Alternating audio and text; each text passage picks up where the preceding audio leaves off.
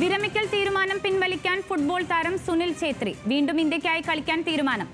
മാലദ്വീപ്, ബംഗ്ലാദേശ് രാജ്യങ്ങളോടുള്ള മത്സരത്തിൽ സുനിൽ ഛേത്രി കളിച്ചേക്കും. വിവരങ്ങളുമായി രുജീഷ് രവീന്ദ്രനാണ് ചേരുന്നത്. രുജീഷ്, ഇന്ത്യൻ ടീം മോശം പ്രകടനം തുടരുന്നതിനിടെയാണ് ഛേത്രിയുടെ തിരിച്ചുവരവ്, അല്ലേ? ഏറ്റവും പ്രധാനപ്പെട്ട കാര്യം, അദ്ദേഹം 40-ാം വയസ്സിലും സുനിൽ ഛേത്രിക്ക് പകരക്കാരനായി ഒരു സ്ട്രൈക്കർ ഇന്ത്യൻ ടീമിൽ നിലവിൽ കണ്ടെത്താൻ ടീമിന് സാധിച്ചിട്ടില്ല എന്നത് തന്നെയാണ് ഏറ്റവും പ്രധാനപ്പെട്ട കാര്യം. അഖിലേന്ത്യാ football federation captain, leader, legend എന്ന് വിശേഷിപ്പിച്ചുകൊണ്ടാണ് സുനിൽ ഛേത്രി വീണ്ടും ഇന്ത്യക്കായി മത്സരിക്കാൻ വരികയാണ് എന്ന കാര്യം അറിയിച്ചിരിക്കുന്നത്. എന്തായാലും മാലദ്വീപിനോട് ഒരു സൗഹൃദ മത്സരമാണ്. അതിനുശേഷം ഏഷ്യൻ കപ്പിൽ ബംഗ്ലാദേശിനോട് മൂന്നാം ഗ്രൂപ്പ് ഘട്ടത്തിലുള്ള പോരാട്ടമാണ്. അതുകൊണ്ട് തന്നെ ഇന്ത്യക്കത് വളരെ നിർണായകവുമാണ്. ഒരു വലിയ ടൂർണമെന്റിലേക്ക് ഇന്ത്യ തിരിച്ചു പോകുമ്പോൾ അതിന് പറ്റിയ തരത്തിൽ ഒരു സ്ട്രൈക്കറുടെ ഒരു അഭാവം ടീമിനുണ്ട് എന്ന് തിരിച്ചറിഞ്ഞുകൊണ്ടാണ് സുനിൽ ഛേത്രിയോട് വീണ്ടും മത്സരിക്കാനായി ടീം ആവശ്യപ്പെട്ടത്. കാരണം കഴിഞ്ഞ വർഷം സുനിൽ ഛേത്രി മികച്ച ഫോമിൽ നിൽക്കെ അദ്ദേഹത്തിന്റെ എല്ലാ തരത്തിലും മത്സരത്തിന്റെ കായികക്ഷമത സംബന്ധിച്ചൊന്നും ഒരു തർക്കവും ഇല്ലാതിരിക്കുന്ന ഒരു സാഹചര്യത്തിൽ തന്നെയാണ് 39-ാം വയസ്സിൽ സുനിൽ ഛേത്രി വിരമിക്കൽ പ്രഖ്യാപിക്കുന്നത്.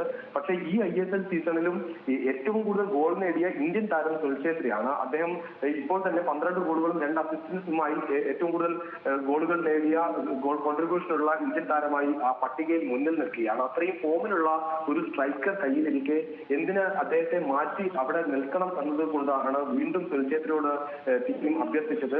മത്സരത്തിലേക്ക് തിരിച്ചു വരാനുള്ള അഭ്യർത്ഥന, അത് ടീമിന്റെ അഭ്യർത്ഥന സുനിൽ ഛേത്രി സ്വീകരിച്ചു എന്നാണ് അഖിലേന്ത്യാ ഫുട്ബോൾ ഫെഡറേഷന്റെ ഈ പോസ്റ്റിൽ നിന്ന് വ്യക്തമാകുന്നത്. എന്തായാലും ആദ്യഘട്ടത്തിൽ മാലദ്വീപിനോടുള്ള സൗഹൃദ മത്സരത്തിലും പിന്നീട് ബംഗ്ലാദേശിനോടുള്ള AFC മത്സരത്തിലും എന്തായാലും സുനിൽ ഛേത്രി മത്സരിക്കും. നമുക്കറിയാം, ഏറ്റവും പ്രധാനപ്പെട്ട കാര്യം, ലോകത്തിൽ തന്നെ ഏറ്റവും കൂടുതൽ അന്താരാഷ്ട്ര ഗോളുകൾ നേടിയ ആളുകളുടെ പട്ടികയിൽ നിലവിൽ 4-ാം സ്ഥാനത്തുള്ള താരമാണ് സുനിൽ ഛേത്രി. 94 ഗോളുകളാണ് സുനിൽ ഛേത്രി അടിച്ചുകൂട്ടിയത്. നിലവിൽ കളിക്കുന്നവരിൽ ക്രിസ്ത്യാനോ റൊണാൾഡോയ്ക്കും ലിയോണൽ മെസ്സിക്കും ശേഷം ഉള്ള താരം ഇന്ത്യയുടെ ക്യാപ്റ്റനാണ് എന്നത് കൂടി ഇന്ത്യൻ ഫുട്ബോൾ ആരാധകർക്ക് അഭിമാനിക്കാവുന്നതാണ്.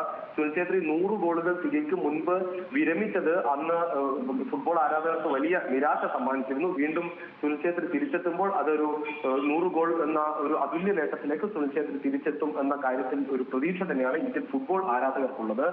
ഇന്ത്യക്കായി ഒരുപാട് കിരീടങ്ങൾ 2005-ൽ അദ്ദേഹം അരങ്ങേറിയത് പോലും ഒരു ഗോൾ നേട്ടത്തോടെയാണ്.